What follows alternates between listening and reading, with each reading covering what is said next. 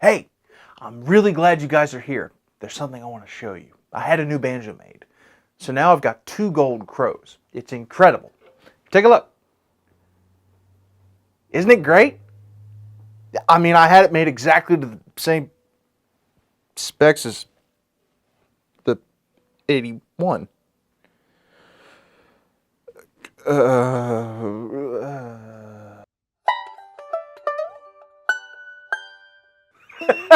Okay, I'm sorry, not sorry. I had to do some kind of intro like that. And I know that some of you out there are looking at this little banjo probably the way that Ian did when they delivered the Stonehenge set piece in Spinal Tap. But this is what you asked for, isn't it?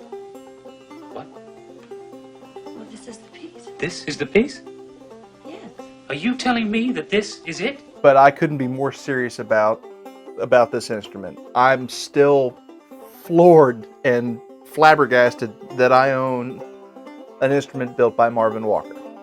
If you do not know who Marvin Walker is, I want you to pause the video and I want you to go down to the description below, and I have a bunch of info, a link to his website. You need to learn who this man is, because he is a gem and a treasure. And like I said, I can't believe I'm holding this. So this story starts quite a while back when I was fairly new into the banjo world. My dad got me started on a website called Banjo Hangout, and I was just kind of cruising through the website, and I saw this profile picture of a guy holding something pretty similar to this, you know, same size, same scale, and I lost my mind. I absolutely went ballistic, and I started screaming, you know, for Dad to come. You have to come look at this thing. And you know, obviously my dad's a luthier, so he's pretty tied into that community and knew immediately who Marvin was and what he did. I didn't have a clue. So he told me all about him and said that yes, his work is amazing, but you'll probably never see one.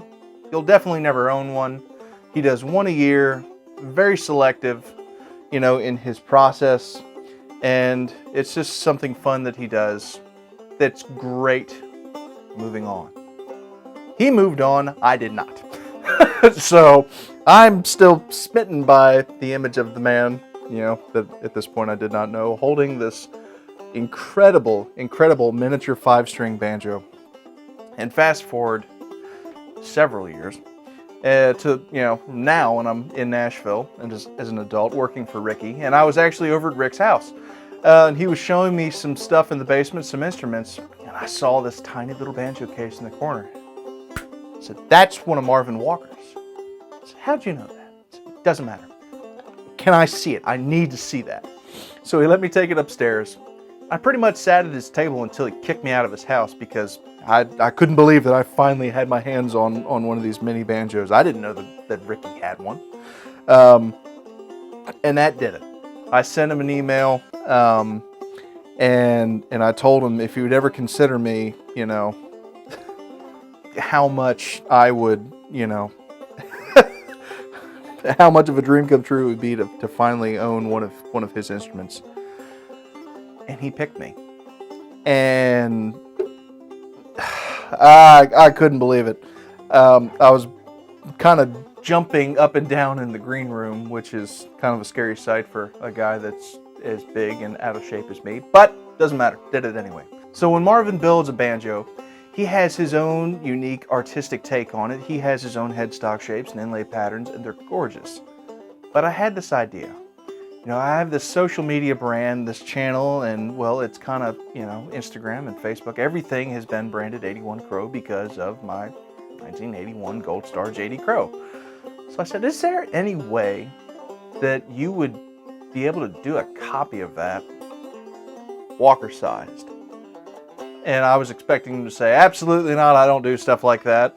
Let's do this. And that would have been fabulous. But he said yes.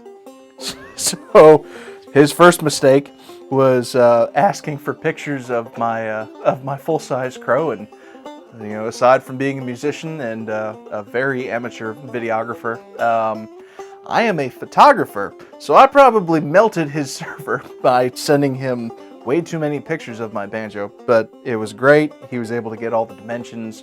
He was able to scale everything down.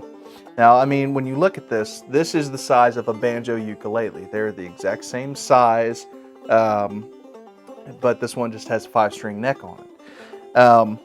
And he was able to take the details. And the thing that is just absolutely amazing about him is he will modify parts that are necessary, like the hooks, the screw.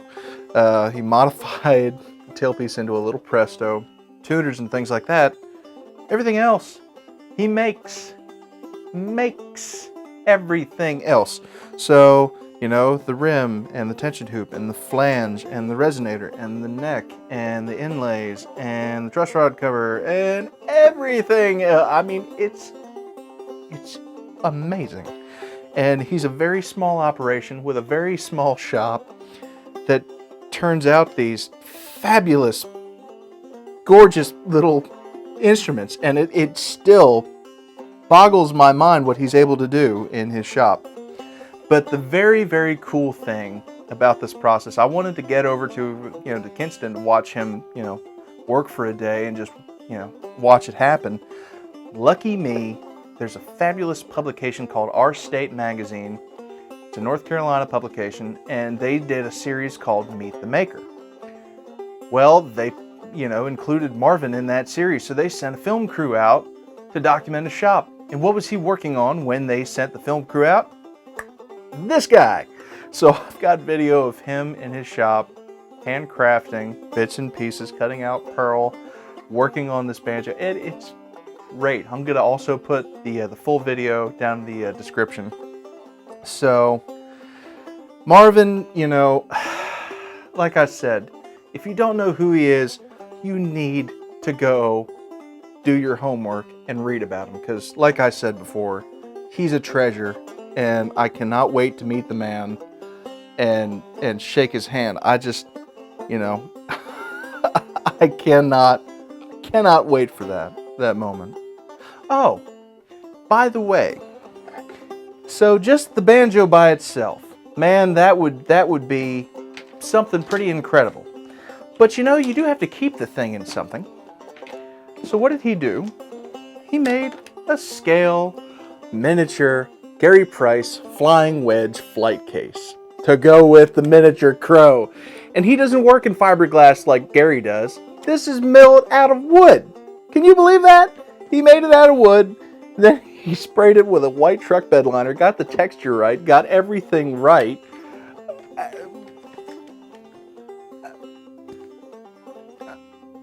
So one of the other really cool things about this story that I have to tell you guys is when the banjo was done, instead of having him mail it here to the studio in my house, I was actually on a trip north and asked him to send it to my parents' house to surprise Dad, because technically he was there the day that this adventure started all those years ago, and it worked out great. And I got to unbox it with my mom and Dad, and Dad was one of the very first people to play it, which really, that was special. And the other thing is he was involved in the project. Marvin's a fabulous engraver and could have done an outstanding job, but we brought Dad into the project, just that extra little piece that made it so special. And Dad did all the wriggle engraving on the tension hoop and the armrest. And I tried to tell him, you're used to working on a full-size scale. This is not that. It's a lot smaller. And he said, oh, it's fine. Don't worry about it. Here's my address. Have them mail it to me. Great. Okay. Get a phone call. Oh my God, it's... No, he didn't do that. But I mean, it was a stretch for him to, to revamp his setup, and they're tiny cuts, man. It is hyper detailed. Okay, I'm gonna stop talking now. This is a topic that I could go on endlessly about, but you now know who Marvin is. You already knew who my dad is if you are a longtime member of this channel. And one thing that I do want to film at my first possible chance is another split screen video, and I want to have a video with the full-size Crowe and the mini Crowe, and that is possible because they're both in the key of G. If you took a standard banjo and you put a new nut at the 12th fret, that's exactly where this banjo is tuned. In the words of Bill Monroe, boy, now it's way on up there. It's up there now. So it would work. We just need to find a song to play both these things in G. But anyway, here we go. The Marvin Walker Miniature Crowe.